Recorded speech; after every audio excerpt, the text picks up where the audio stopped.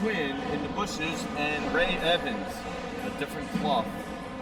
So this should be a pretty good game. I think we are live. Are we on the winner's side or loser's side? This is winner's side, I believe. The tournament, the Open Doubles just started recently. So let me double check. That's a good question. Oh, it is. No, it's definitely winner's side. Because me and Draven, we won our first two games. We played the winner of this. Oh, we got two dogs teaming up. Oh snap!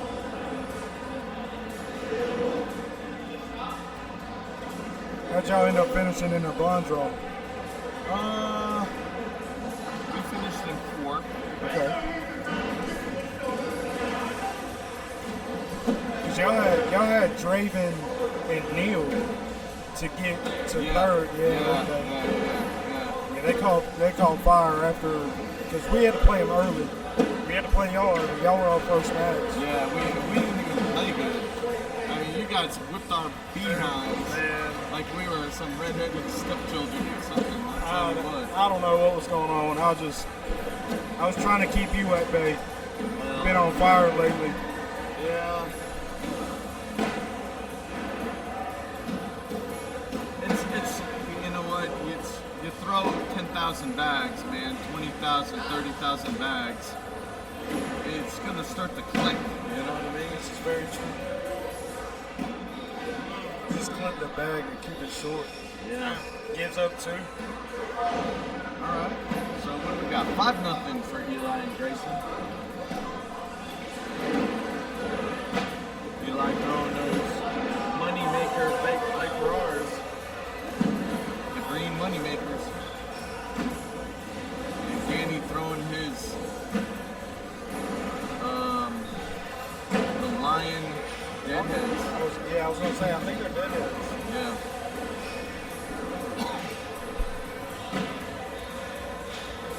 We were over at Chad Collier's house last night. Yeah. Me and a few other people, Ray and Danny were there. They said that they had been there since 11 o'clock that morning. We showed up at 7 and didn't leave until 11. Oh my goodness. So they didn't make it for the blind draw this morning. So they said they were going to sleep in.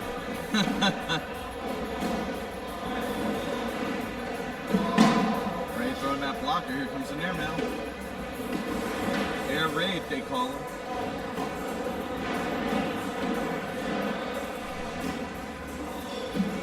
Grayson with the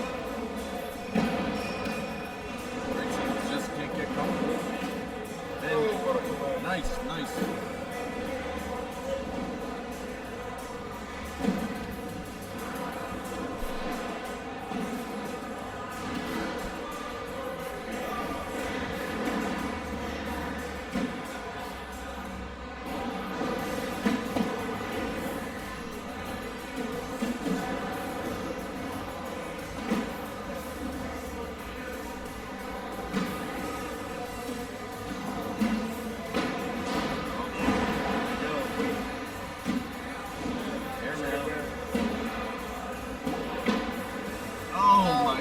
How did those not go? Wow. That's very unlucky. 7-5 now. We're here at the Strike and Barrel in Wake Forest, North Carolina. This is Triangle Regional number 8, the final regional of the season. A lot of people here, a lot of new faces. Yeah, they're all. I've seen a bunch of ACO people come out here today. Yep. A bunch of people from Henderson. Yeah, those are some shooters. Yeah. They've been here the past few regionals, and a lot of them have placed as well. So yeah, I think that's what they're trying to do. I think they're trying to get ready for some of the.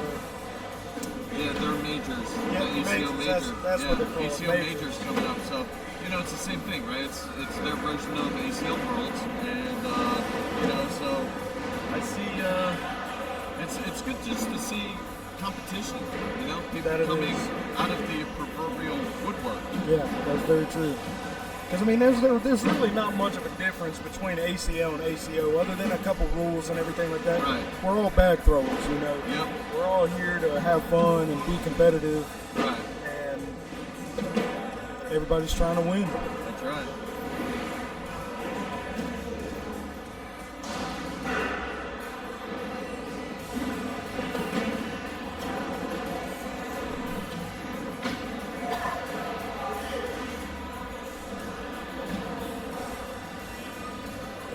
He's got a bag hanging. He gets them both.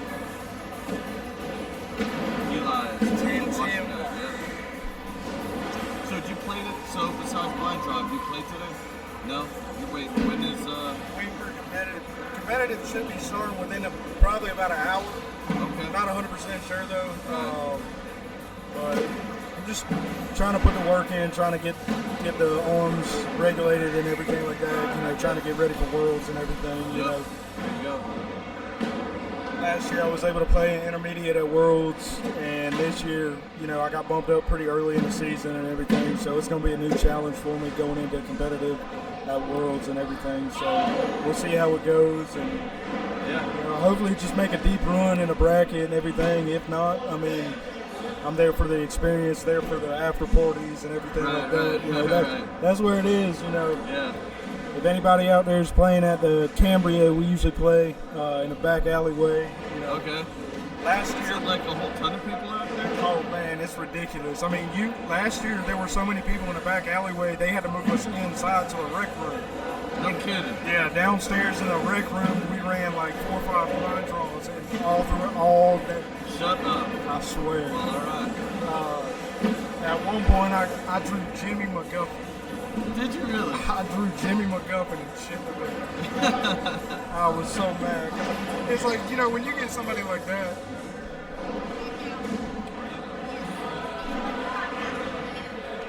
Hey, girl. But that was an experience. I mean, Jimmy McGuffin, he wasn't missing. And it was like, you know, I forget who I was throwing up against, but I think I was throwing up against a advanced player at the time. And, Right. yeah, I was still pretty new to it last year. Yeah. Just got my butt handed to me, so. But no, Yeah, it's that definitely fun though. It's like just the experience of it. It's all. nerve-wracking when you have like a pro, like a pro, like a famous person. I'll tell you a funny story too. We were sitting there. It was after one of our rounds. Me and Cameron Quinn. He Yeah. came up to me and he was like, "Hey man, you want to find somebody to play a cash game?" And I was like, "Yeah, sure, why not? You know, I'm down with it." We walk up to the boards, and at the time I didn't know who Derek Collin was. So we walk up to the boards and we challenge Derek Collin and his son, Wow. Josh Collin. Yeah. Right. So I had no idea who they were, and we got to talking, and you know, Derek goes, "Hey, how you doing? I'm Derek." And I was like, "You know, what's up? My name's Tyler." And he goes, "Do you know who I am?" And I was like, "No, I don't know who you are." But he starts throwing airmails through his legs. Just like down and back, like just. I was like, "How many times a day do you practice that?" He's like, "Dude, I try to practice for at least 4 hours for myself." He was like, "Just for the hell of it." And I was like, "Okay." He was like, "Oh yeah, by the way, I'm on a poster outside." Yeah. And I was like, Oh. "Okay." Like, I was still confused, and he was like, "I'm Derek Collin. I'm an ACL pro." Like, my Right. son Josh, like we play in doubles together, like in the pro division. And I was like, "Oh, no reason you're doing all these shots." and stuff. Right. That's pretty funny, man. So obviously they ended up kicking the butts and everything. Yeah. And I tried, you know, I'm a man of my word.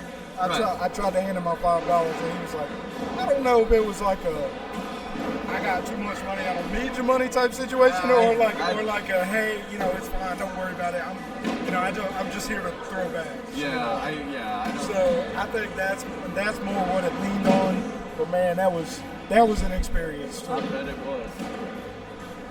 The closest thing that I have, and before I get to that story, we got a 14-11 game. Air Raid Evans is not missing. Here comes another one. So, oh, and he brings it down. He is a dog.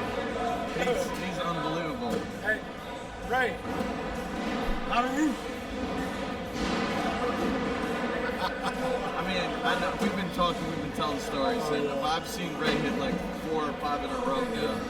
He's on fire. He's starting to catch fire. He's figuring it out. He's figuring it out. But to get back to, like, you know, running into the, I went to I went to the Open in Winter Haven, Florida this year, and I was paired up in the Friday night blind draw with Cheyenne Guggenheim. Oh, no way. Yeah, and you're like, at first you're like, all right, and then you're like, oh no.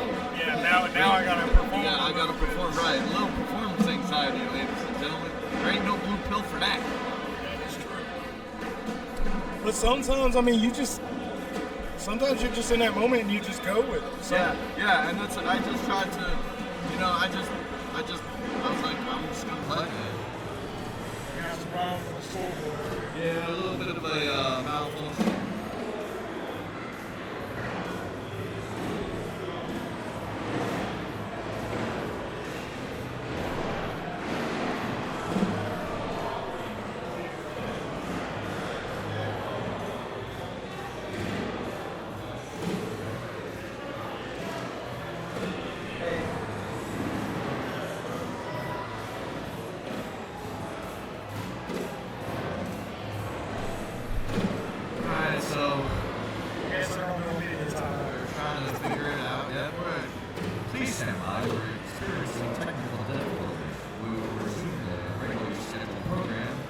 As soon as possible.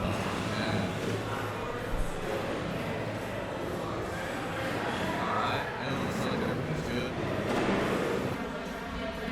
I believe 14-11 was the score.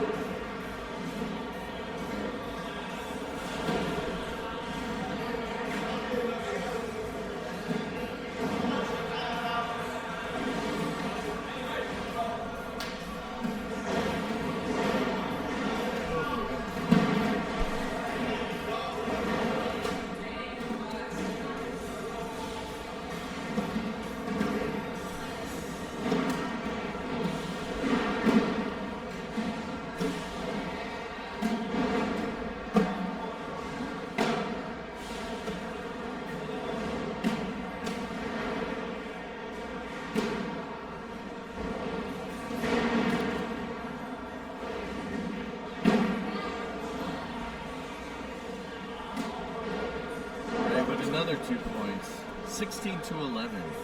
Ray and Danny. I'll tell you what, when I first moved down here, right, which was last June, one of the first nights that I came to play Cornhole, Ray Evans was there, and all he did was shoot airmail. That's it. Open board, airmail. He has really refined his game to a block airmail game, and it's been getting better and better. And yeah, he's a tough character. I tell you, last night he brought out some local bags that would hit the board and stop on the ball. Oh, like, no would doubt. not move. Oh, wow. Stickies, or he would throw stickies like then he'd try to push it, and they'd end up rolling. He's not a rollback type. No, he's not a rollback kind of guy. He could not get them things to move at all. Looks like they got a mess around the hole. Yeah, I see one of Danny's in the hole, so it's 6 on 3. That's what the board has. I think what Grayson is suggesting is that a slick side up the right side where Eli has 2 bags kind of right there in the hole. I don't know, man. Yeah, I think that would probably be the best option because he tries it, man. doesn't get He it. hits it, though. He hits it, but it just doesn't. It was really bunched. It was. And them Viper Oars, they're renowned. If it's not open enough, they'll bunch up in a heartbeat. Yeah. If they, that's the one. Like, I'm a big Viper R fan, and you're absolutely right. So, you know, if you're a Viper R guy, you know, I try and avoid that situation at all costs. Right? So.